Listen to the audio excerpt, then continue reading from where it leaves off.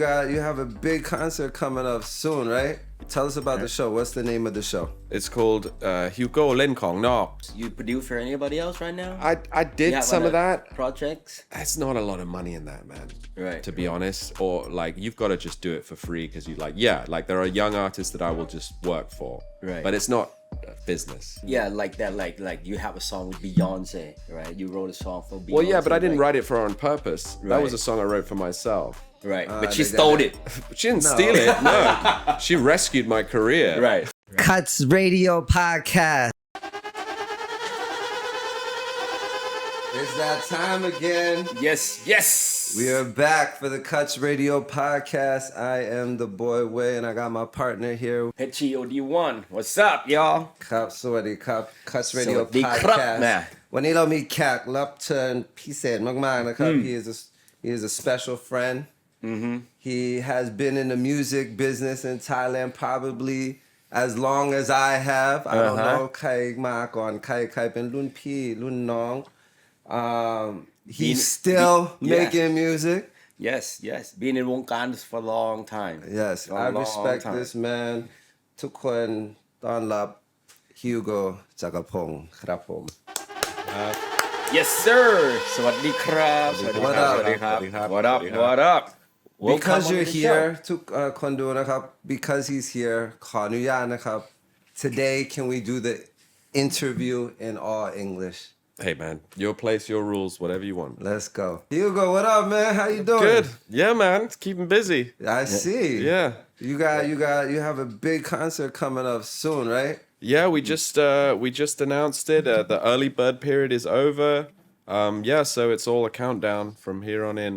Tell us about the show. What's the name of the show? It's called HUGO เล่นของนอก Okay. Right? So kind of like 100% imported, you know? The vibe being that it'll be things where the band is imported, even the concepts are because knock doesn't just mean imported, but it does. I mean, I used it because like, you know, when Thais are talking about products or even if it's like beauty products, like, and even Kong Nok is better. It's superior because it's been imported. Okay. So the idea was this show was going to be more than a regular show. It was going to be imported. It was going to be special. It was going to be premium, you know, all these sorts of things. And then you said the musicians are imported. So where are they imported from? Oh, they're coming from London. So the whole project kind of started where me and my buddy Paul Ewing have been talking a long time about, because he's got these buddies that, you know, have come to Thailand before. They love it here. They love to hang out here. So, I mean, it would just be a great opportunity for us to do something musically. And particularly as like Old Time Religion was really made with a lot of R&B flavor to it. That kind of got diluted as it became a live show, and those songs kind of just morphed into regular rock songs as I played them in bars Over the years, over right? the years. And so I just thought this will be a great opportunity to like take another look at these songs and maybe put some of the R&B, some of the soul back into So everything will be replayed? yeah, everything will be Repackaged? replayed. Everything will be different. All right. You know. So it's not like original. Everything will be Yeah, with different musicians. I mean, you just change a guitar player, one right. person in a band, and everything changes. Right. So it'll be even more different because, you know, I won't be working with. Usually, I'm working with people in the rock and alternative, pop, folk, country, those kind of things. But it's rare that I get to play with, you know, really serious session R&B, jazz, soul, funk musicians. And then have you played with them before, or this will be the first time? This will be the first time. My buddy Paul's played with them a lot, and you know, you just have to look at their resume and know there's nothing to worry about. These people have played with the greats. Right. You know, when any great artist visits the UK and requires a local band, they're the top of the list. Okay. And what's the band's name? They play with each other, or they're all separate? It's loose. It's loose. It's Luke Smith is the guy in charge. He's Okay. sort of going to be the music director, so he's going to be the one who sourced the band, and he's kind of like the point of contact. So like the adventures. Yeah, it's going to be new for me too. It's going to be adventures of the band. yeah. The musicians. band right. members assemble. Right. Yeah. Well, So- and it's going to be exciting because I've never played with them, so it's going to be new for me, new for the audience. The venue is kind of new. That hasn't been used musically. And Yeah, where is it gonna be? it's going to be at the new Lumpini Boxing Stadium in Ramintra. So Lumpini, okay. where all the Muay Thai, Yeah, and the Lumpini. MMA fights and Yeah. stuff like that. So talk about, is there going to be any special guests on Yeah, this there's one? a few. Can you let us Yeah, sure. No, I mean there's no secrets. Yeah, full transparency. Well, obviously, our very own the boy Way's gonna be Okay. there. be there. All right, Definitely okay, be there for all right. sure. I owe it to him. I owe this man a song. There's all right. a song. Yeah, there's a lot of things. A lot of things have come together with this show. Right, You know, a lot of things that have been, because me and Paul have been talking about this a long time and finally got it together. Me and Wei have some, have one in the chamber that's been there for a while that only gets more and more relevant as time passes, and this is a great opportunity to play that. Right. Me and the South Side boys, have a similar story. Southside's going to be there too. Yeah. Well, because we did a track Oh, yeah. together, Yeah. and Dan Duffin is going to be there. There's going to be Norwood Young is going to be there. Paul Ewing is going to be there. Barita is going to be there. She's going to do some of her material and one of my old songs, and it's going to be great.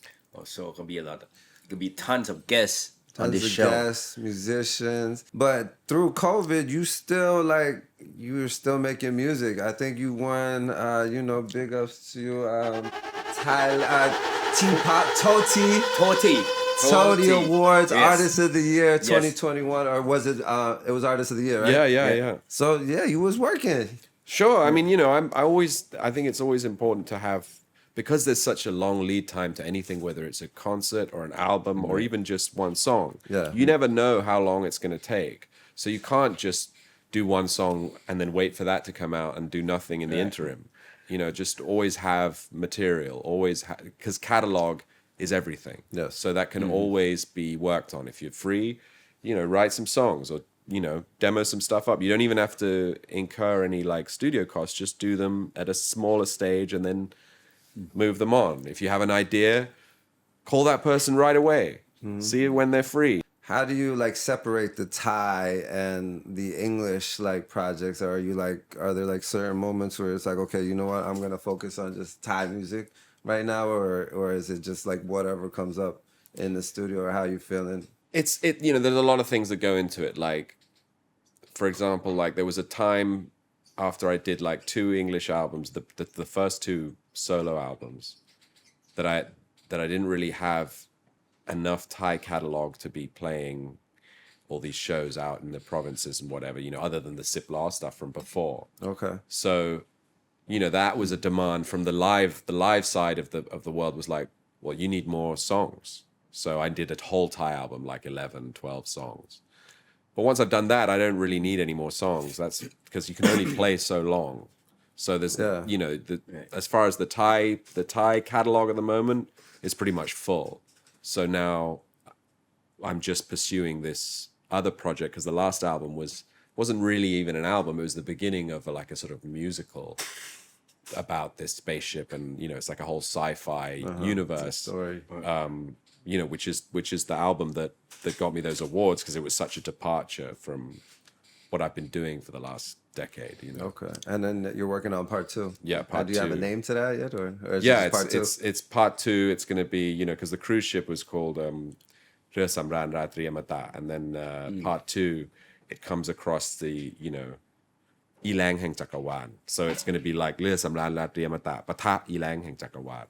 So it's part 1 we had the setting and the characters, and part 2 we have the incident, the story.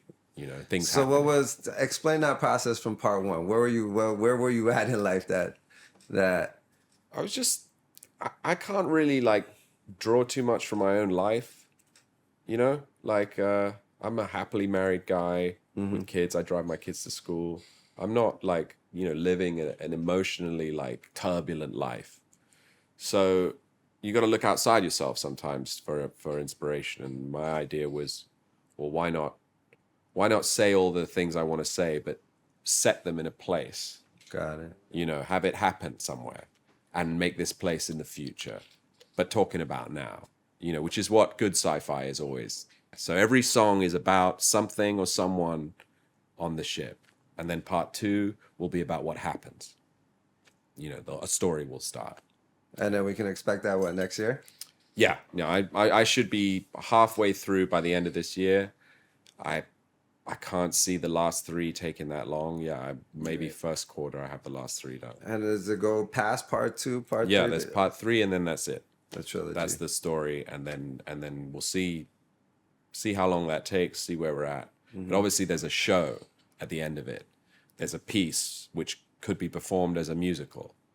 So, and it wouldn't even have to be performed by me. You know, other people, schools could do it. Like that's my long-term vision, is for it just to be like any other play. You can dust off the book and get your cast together and perform it, you know. Nice. Like, I don't know, like Phantom of the Opera or whatever. Right. You know. Right. Dope. Yeah. Well, after all this time you've been in the studios, you still have time to produce for anybody else? You produce for anybody else right now? I did You have some of other that. projects? There's not a lot of money in that, man. Right. To be honest, or like you've got to just do it for free because you like, yeah, like there are young artists that I will just work for. Right. But it's not a business. Right. You But know. like, yeah, like that, like you have a song with Beyonce, right? You wrote a song for Beyonce. Well, yeah, but I didn't like- write it for her on purpose. That was Right. a song I wrote for myself. Right. But she they- stole it. She didn't steal it. No, she rescued my career. Right. You Right. were signed. I wasn't signed to anyone at the okay. time, and Yeah, she how did had, that come about? Yeah. So I got dropped. I used to be with Island Records, right? Island Records, I was with okay. Island Records. We made a whole bunch of records. I was re-recording stuff. I got signed by one guy. The guy who signed me got fired. What year is this? So This is for the like people- 2000.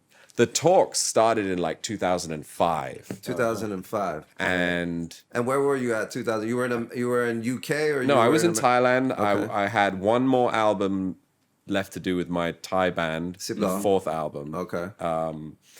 And what had happened was the tsunami hit in 2004.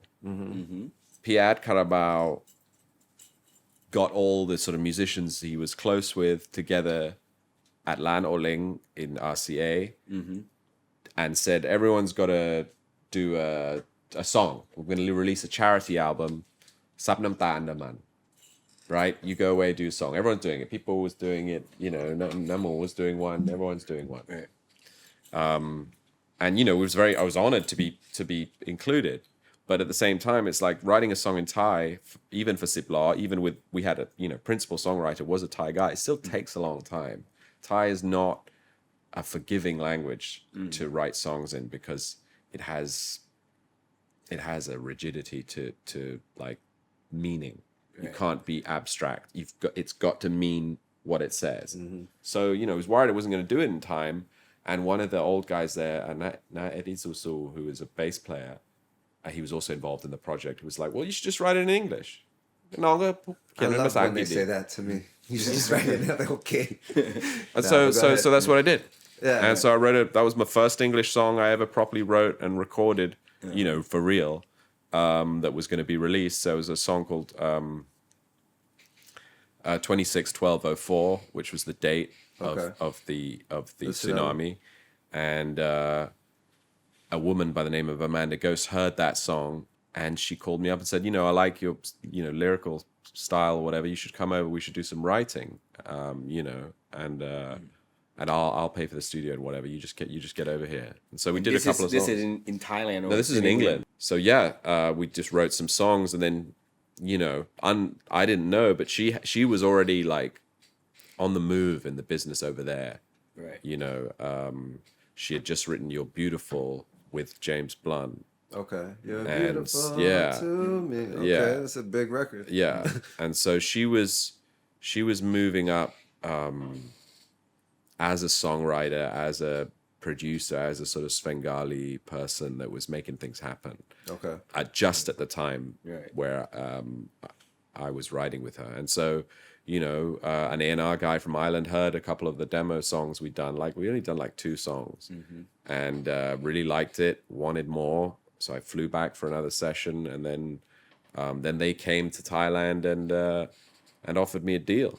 Offered me a record contract, like an old school 20th century, Yeah. big, not 360, like this was pre that, big old advance, you know. Nice. But obviously with all the long, you know, so with lawyers and all that sort of stuff. Right, And, right, right. How long were you with the islands? How long was Island? like a year or two, just so then- recording, going to LA, recording. You know, have a few songs with the, I had a pretty much almost a whole album worth of okay. material, and I guess I mean I don't know if this is what happened, but this is what was happening in the music industry at the time was that, you know, once a budget reaches a certain amount, if you're in the label, you know how much you're going to have to spend to promote that so that it makes that amount back.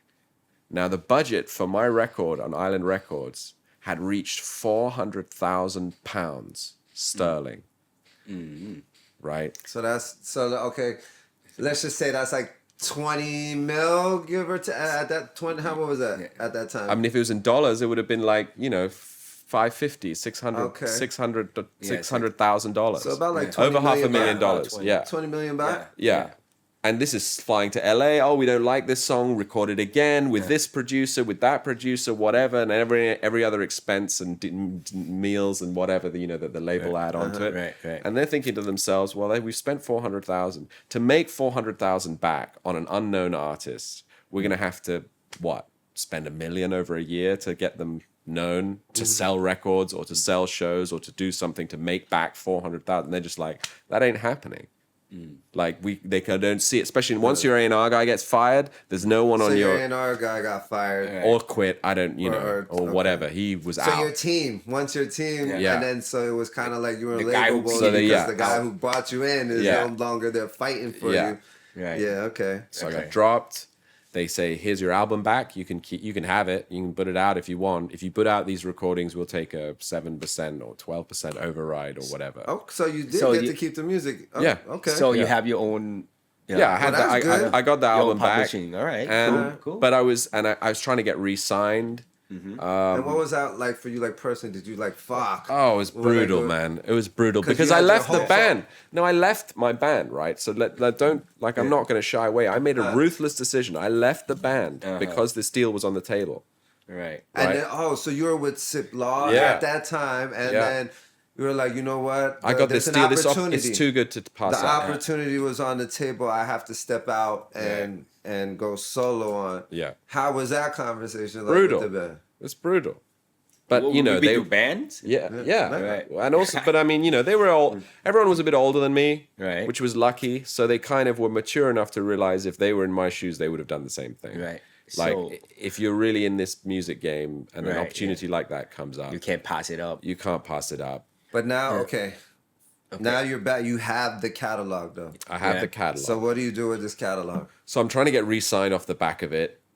I've got I'm hiring people to advise me on what to do, and they're like saying, "Oh, Now just, this is your own budget now. yeah, this is Okay. what's left from all the, So I re-recorded, Disappear. I must have re-recorded 4 times because people kept saying, "Oh, you need to work with this guy, work with that guy, work with this guy, sing it like this, sing it like that, play it like this, play it like that." I went and played some shows in Liverpool to try and sort of build up a vibe there. I mean, just running around, not really getting anywhere. And then because Amanda was getting so busy because her star was rising, she couldn't take a lot of the calls as far as hey, come in and do top line, come in and check out this artist. Oh, we've got this artist. So I started picking up the slack as a top line guy. Just go into studios, And work in a session. work in a session with a young artist, Okay. usually female, with a beat and a music producer. Producer. There was a lot of duos around at the time, right? Yeah. And so it'd usually be 2 dudes as a duo. They have a young girl they found who's a singer, and then I would go in and kind of help her write her songs. Yeah. And but they didn't, a lot of really talented artists, but not everything went anywhere. And then eventually Amanda had gotten so high up in the game that she was writing songs for Shakira, she was writing songs for Beyonce. And of course she played my rejected album. She's like, "Oh, can you believe this? My buddy, made this album and Right. and he's Because she worked on it. yeah, she worked on it. Okay. She co-wrote songs with me, She was kind of like my, my rabbi through the whole thing. Right. Okay. So she played it to Beyonce, and Beyonce liked the song and said, "Oh, I want to record that." Changed a couple of lyrics, changed a couple of words to make it more Beyonce. and I got the call. I'd packed my bags. I'd packed my bags. I was in the flat. About to come back to Thailand? Yeah, bags are packed. What was that phone call like? It was like I'm literally staring at luggage, like in the hallway, and I get the call from New York. It's like, yeah, Beyonce wants to cut your song, blah blah blah. And I just put the phone down. And I'm just like, whoa, But even then, I didn't think I was going to be an artist anymore. I'd seen the game. The artist is like the lowest form of life in the music business because all the executives, engineers, mixers, studio owners, they stay around forever. Artists come and go. Come and go. So I was very jaded on being an artist, and so I was originally offered to go in with Rock Nation as a writer. Okay, so this started from there. So Yeah. boom, got dropped, has an album, right? But have nowhere to release it. Your rabbi's star is shining. Yeah. She happens to play the album that she helped work on. Yeah. You're about to bounce. Beyonce, here's the record. You get the phone call. Now you're signed to Rock Nation. You're about to quit too. And about to quit, about to go home. You're about to go home. Now he signed to Rock Nation as a writer. What happens next? So now my routine is just getting in the studio with track guys and writing songs. Now you live in New York. No, I'm still in London. London, but these are for other- Rock these are Nation for- are making a big UK push at this point. Oh, okay. So they're coming over a lot. They're doing all the festivals.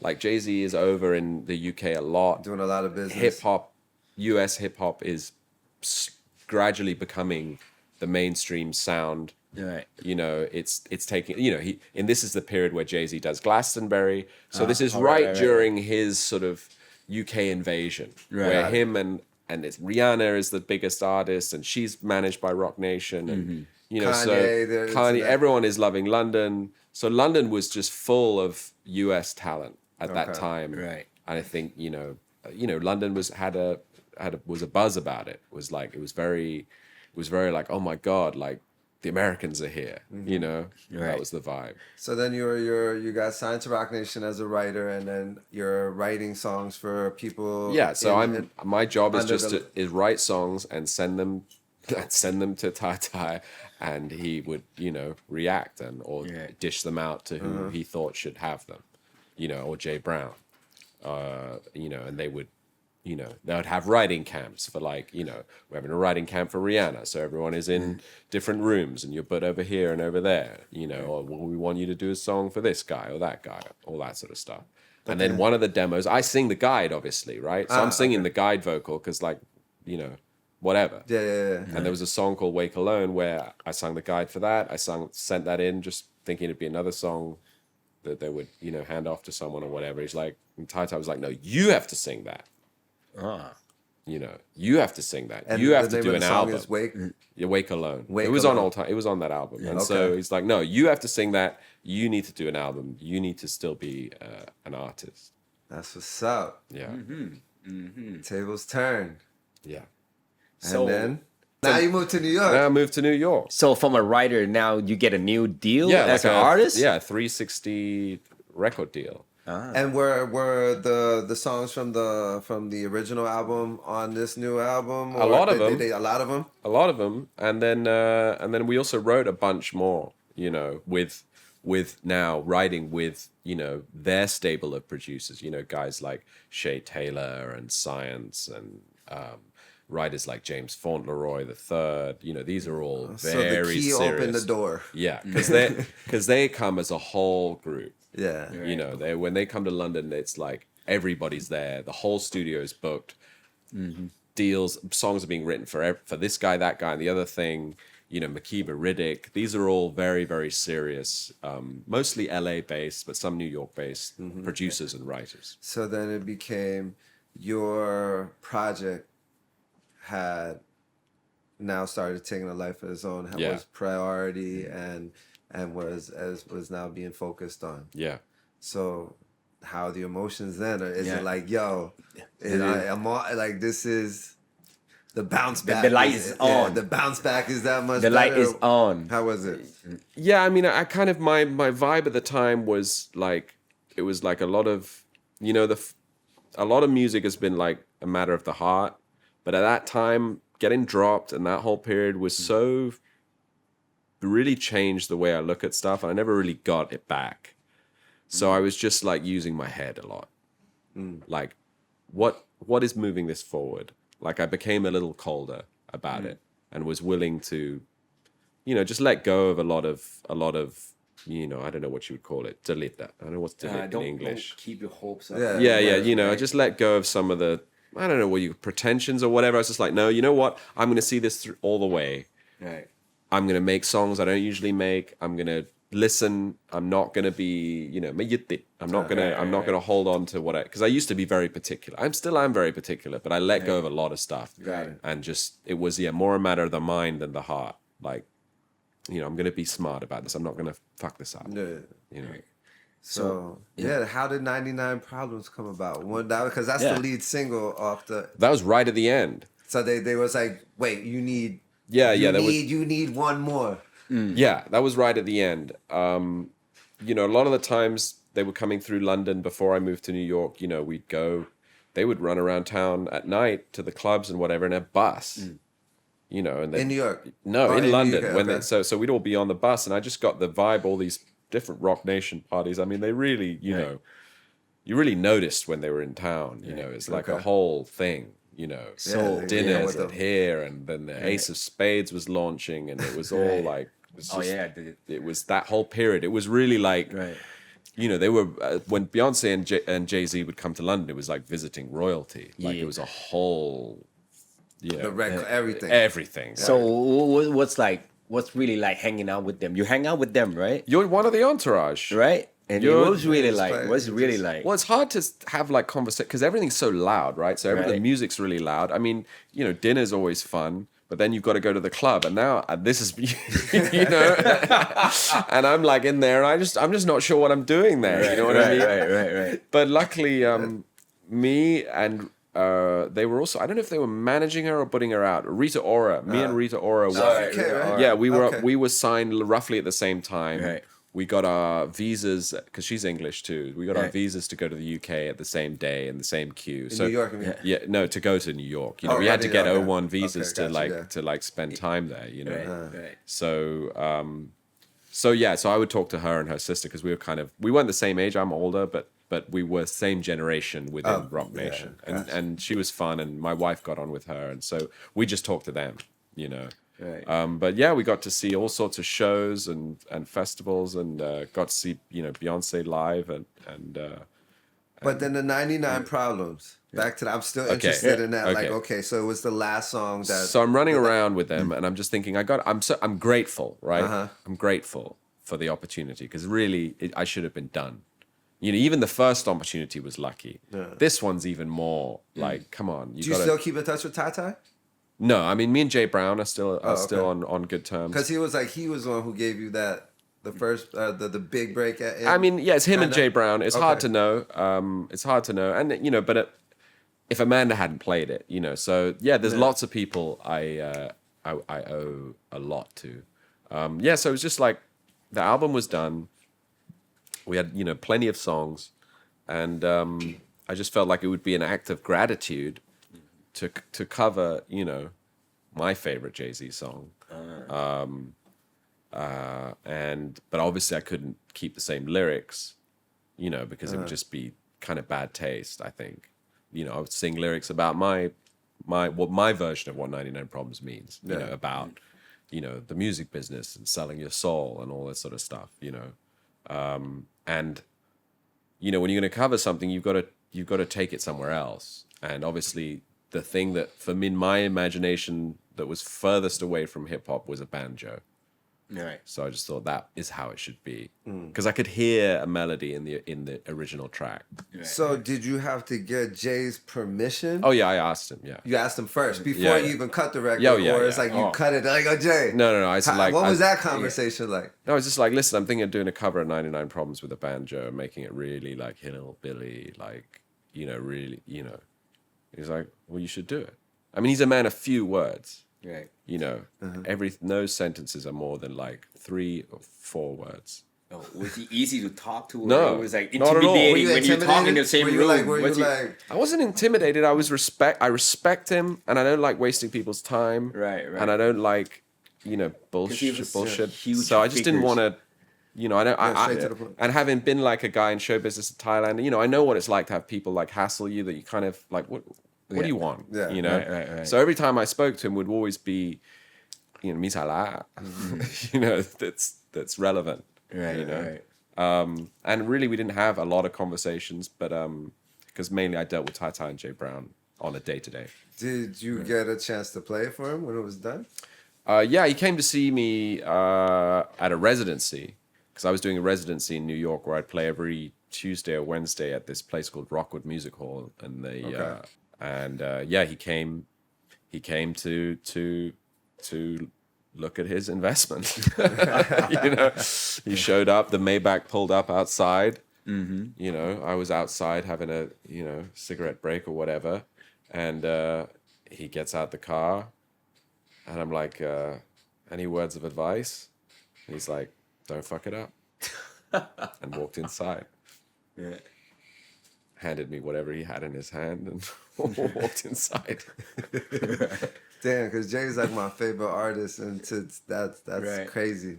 Yeah, I Yeah, could when imagine that working time with we him in heard the about it, studio. we were all cheering for you from here. Yeah. Like, damn, when you pulled out with the 99 Problems Yep. sample, and Yeah, that was just it was epic for Thailand. It was Yeah. epic for us. It was like good I shit, just was man. grateful, Yes, Yeah. sir. Yes, sir. So now you talk about your music. Let me ask. I want to ask you, what would you do if you're not a musician? What would you be? Gosh, I Career don't know. beside music. I mean, outside of show business altogether.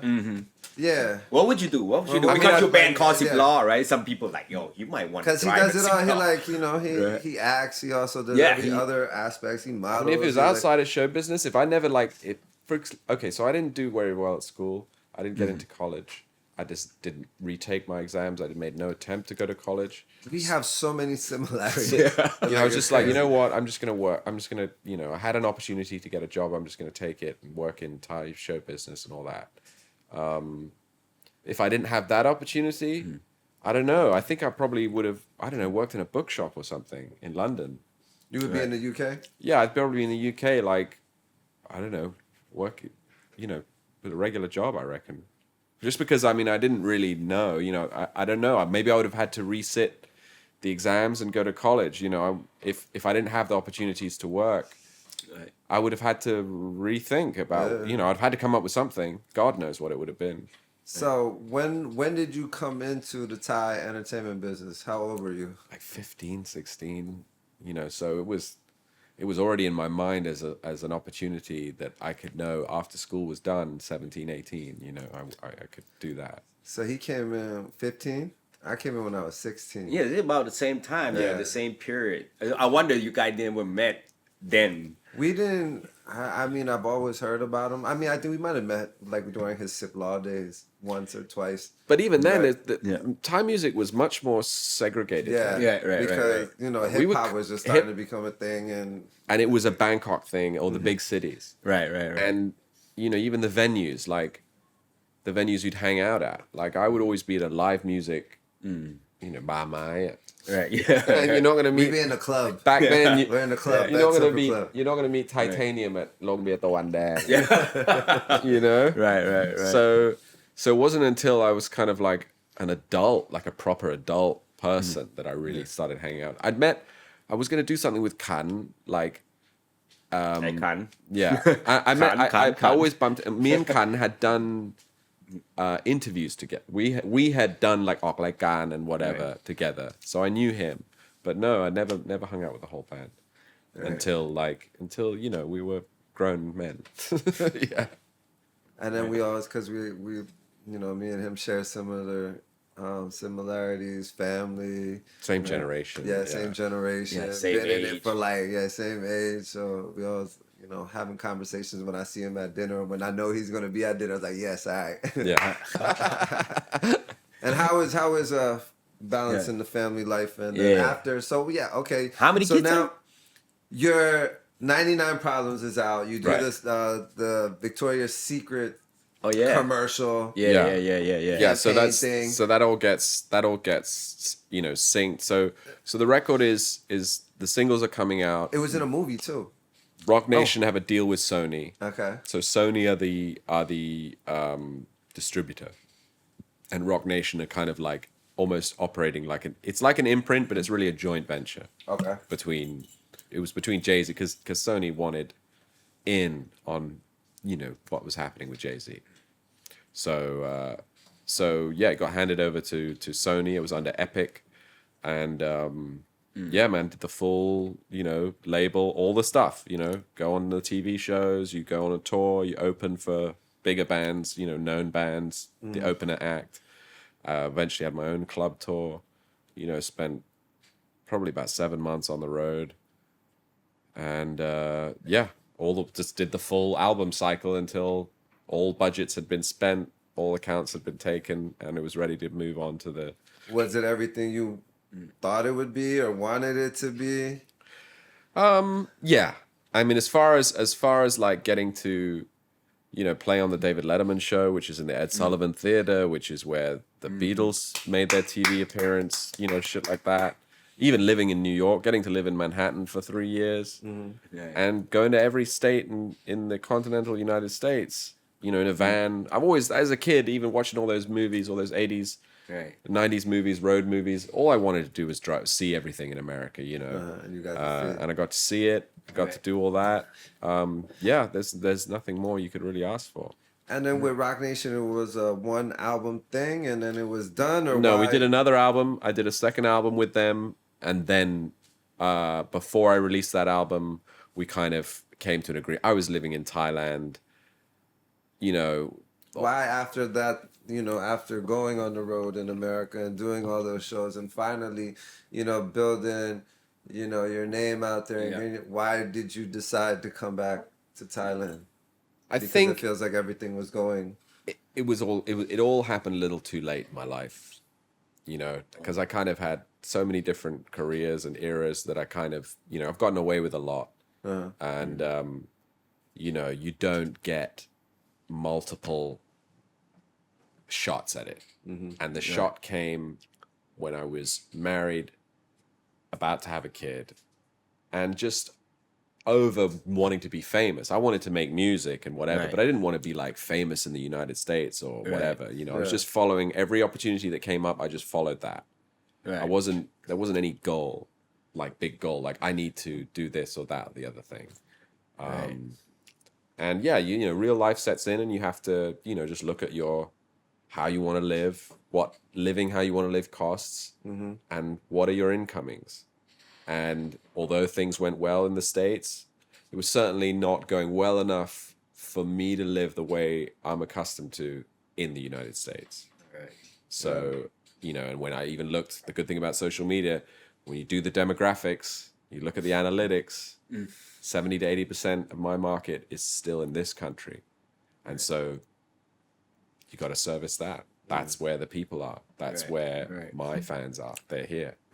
So that was the, you decided to come back to Thailand and just... Yeah, I was a little too old to sort of, live like a hippie in America. And I was married too. Like I didn't want, I didn't want to drag my wife through that for I don't know what. It was time to start settling and making and building up, reserves and thinking of other things and being more flexible. And I'm not an American, I am a Thai citizen, so it's like, yeah, this is where I live. Nice. So what's the next chapter for you after you come back? What is it for you? Yeah, kids, family. My wife, now that we're more settled, Right. she's able to focus on building up her business. Right. Because, prior to that, she's following me around wherever I'm going. Now I'm in London, now I'm in New York. Now she's got to move to New York. She's got to put her life on hold. Right. So, we just take turns in being busy. And so while I was figuring out my next move, she had built up her business and all her contacts. And, you do need to be somewhere to get all the content, to get it going, to be on people's minds. You have to be available, and so it just took a while to reestablish ourselves, Right. And music-wise here, you And, still and, active? yeah, is there anything else you want to do? Are you gonna keep making music? And yeah, I'm happy with my label situation. I like where I'm at with Me Records. I've got a plan, this 3-album plan to complete. But the artists deal with this. Yeah. Yeah, all right. And we'll see once these 3 albums are done. There's a lot of work in this space opera thing.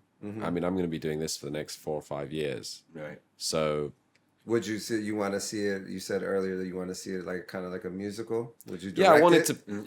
I mean, maybe, but mainly, I just want it to be like.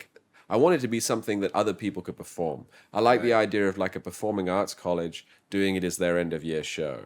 Like my goal would be to watch this show as an audience member or from the audience position. Right. Something that kids can enjoy. Something you could even go and see at a mall. It could be on at the Mall Among Wan in the hall at the top. So is there was there a screenplay? A screenplay? Yeah, well, like you wrote. Yeah, it has a story. Okay. I mean, the first album came out, I released as one long 28-minute YouTube video. So there's pictures and graphics of what's going on. Okay. Yeah, if more budget came in after it's done, maybe there would be a And you feature still length can go version. watch that on YouTube right now. Yeah. It's still there on my YouTube Right. channel. Yeah. Yeah, at YouTube channels. Yeah, right? Okay. Hugo. It's just called Hugo's YouTube channel. Yes. We have a gift for you. Yes. We have a gift for you. Thank you for coming. For me, For you, man. You like the Beatles, but we Don't got you Paul. the Beatles. I know we the like John music. Paul and Ringo Yeah. too, man. Hell yeah! Oh, from thank you us, so man. much. Right. Oh, that's lovely. Oh yeah, Terry O'Neill. He's an amazing photographer. Yeah, you like photography and you Oh, like yeah. the Beatles, so Hey, man, that's- thank you for coming, That's man. very lovely. Oh, Thank you I for appreciate it. Thanks for showing some interest. Yeah, so everybody check out the show. Yes. November 12th. What's the name of the show again? Hugo เล่นของนอก Yes, at Lumpini. I'll be Lumpini. there. A Yeah. whole bunch of musicians and other artists. It's Kong Nok. It's gonna be lit at Lumpini. So, ใครที่สนใจก็ Yeah. see you guys there. And then, thank you so much for being No here. man, my pleasure. Guest on CUTZRADIO podcast. I'm the boy Way. HEOD1. Everybody say thank you to Hugo.